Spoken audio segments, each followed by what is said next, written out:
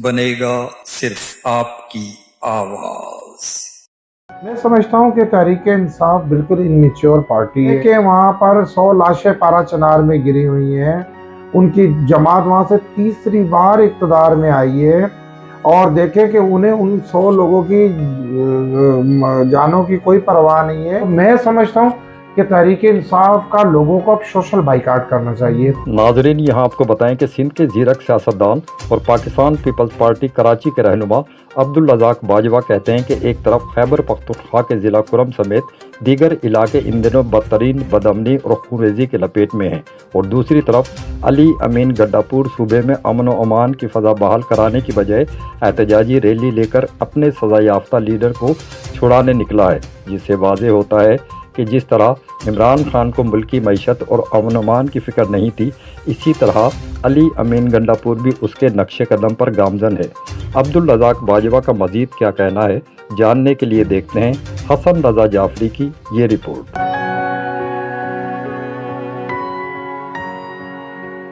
नाज़रीन, सिंध के सीनियर सियासतदान और पाकिस्तान पीपल्स पार्टी कराची के रहनुमा अब्दुल रज़ाक बाजवा इस वक्त हमारे साथ मौजूद हैं। आइए इनसे गुफ्तगू करते हैं। भाई साहब, पाकिस्तान तहरीक इंसाफ इमरान खान की रिहाई के लिए फिर रैलियां निकाल रही है, किस तरह देखते हैं? मैं समझता हूँ कि तहरीक इंसाफ बिल्कुल इनमेच्योर पार्टी है। ये ना तजर्बेकार लोगों का एक जत्था है, ग्रोह है, इसे जमात तो नहीं कह सकते।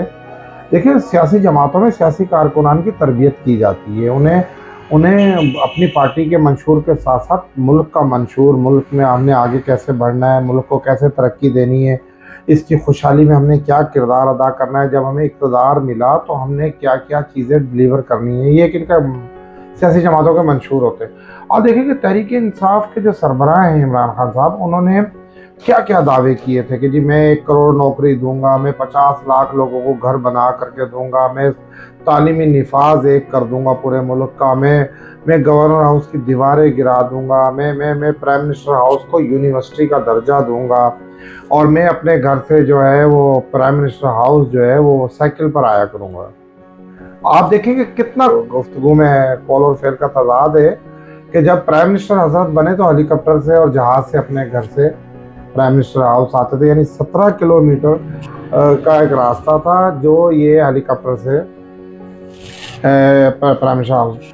किसी गवर्नर हाउस की दीवार नहीं तोड़ी, किसी प्राइम मिनिस्टर हाउस की यूनिवर्सिटी का दर्जा नहीं दिया, कोई तालीमी निफाज एक नहीं किया, कोई एक 50 लाख घर बनाने के बजाय कोई एक घर नहीं बनाया, 1 करोड़ जो लोगों को नौकरियां देनी थी, एक सिंगल नौकरी नहीं दी किसी को, बल्कि एक लुटेरों का एक ग्रोह ले आए। जब इन्हें अल्लाह ने इक़्तिदार दिया 4 साल, तो ये ले आए फरागोगी को, ये ले आए ये बुजदार जैसे लोगों को, यानी बशीर क्या ये थे पीटीआई, ये करने के लिए आप आए थे इक़्तिदार में। तो मैं तो केपीके के सूबे को बड़ा बदनसीब सूबा करार देता हूँ और समझता हूँ बेचारों को। आप देखें कि वहाँ पर 100 लाशें पारा चनार में गिरी हुई हैं, उनकी जमात वहाँ से तीसरी बार इक़्तिदार में आई है और देखें कि उन्हें उन 100 लोगों की जानों की कोई परवाह नहीं है। वो शख्स उस शख्स की रिहाई के लिए बस काम कर रहे हैं, उसके लिए जरूरत है। उसके चीफ एग्जीक्यूटिव जो है वहाँ पे, वो जो गंडापुर साहब हैं, खैबर पख्तूनख्वा से बड़ी तादाद में रैलियां जो है वो पहुंच रही हैं इस्लामाबाद, और इनका कहना यह है कि इमरान खान की रिहाई तक वापसी नहीं होगी, किस तरह देखते हैं? तो मुमकिन ही नहीं है। आप देखें कि इमरान खान साहब को अदालतों ने सजाएं दी हैं, वो अदालतों में वांटेड है, वो अदालतों की वजह से जेल में है, वो किसी फर्द ने उन्हें बंद नहीं किया है। तो मैं समझता हूँ कि ये बड़े अफसोस सूरत हाल है, बड़ी अफसोसनाक।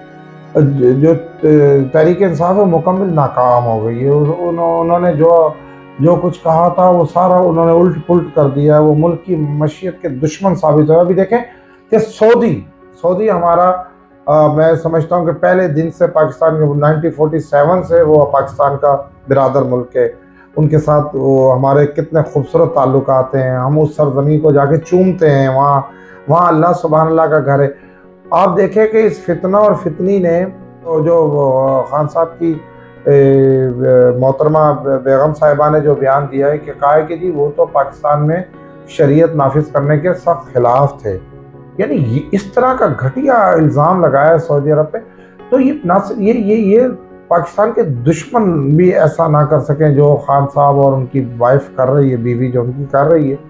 तो मैं समझता हूँ कि ये इन्हें नहीं ऐसा करना चाहिए। हालांकि मुल्क पाकिस्तान ने इमरान खान को इज्जत, दौलत, शोहरत सब चीज़ों से नवाजा है। ये किस चीज़ का बदला ले रहे हैं पाकिस्तान की आवाम से और पाकिस्तान से? भाई साहब, पीपी ने कराची में ज़मीनी इंतखाबात में क्लीन स्वीप कर दिया, एक बड़ी कामयाबी है, क्या कहना चाहेंगे? देखिए, मैं सबसे पहले तो पाकिस्तान पीपल्स पार्टी के जियालों को मुबारकबाद देना चाहता हूँ कि ये पीपल्स पार्टी ने जो कराची के लिए जो कामों की एक तेज़ रफ्तार जो रो बनाई है, ये उसका नतीजा है। कराची की आवाम ने पाकिस्तान पीपल्स पार्टी पे जिस तरह एतमाद करके वोट दिया, 10 सीटों में से 9 सीटें हमने जीती हैं।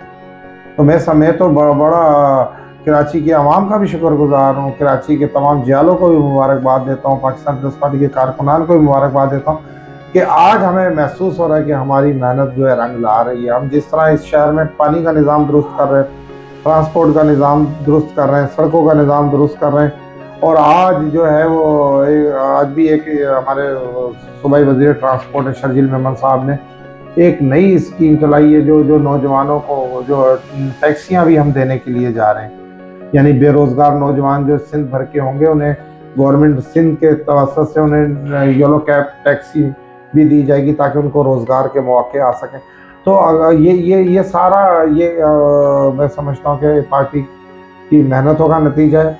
ये शहीद ज़ुल्फ़िकार अली भुट्टो की शहादत का नतीजा है, बेनज़ीर भुट्टो साहिबा की शहादत का नतीजा है। और जो जिस तरह नौजवान चेयरमैन बिलावल भुट्टो साहब की क़यादत में हम काम कर रहे हैं कराची में, ये वो कराची था जहाँ चंद साल पहले लोग चिन साइकिलों पे, रक्शों में और तरह तरह की मतलब टूटी फूटी बसों में सफ़र करते थे। आज कराची के लोग एयर कंडीशन बसों में सफ़र कर रहे हैं। तो ये पाकिस्तान पीपल्स पार्टी को इसका सहरा जाता है। बाजवा साहब कहते हैं कि चिंची रक्षों पर सफर करने वाली कराची की आवाम पाकिस्तान पीपल्स पार्टी के मरून मन्नत आज एयर कंडीशन बसों में सस्ता तरीन सफर कर रही है। Hasan Raza Jafri, gym news, Karachi.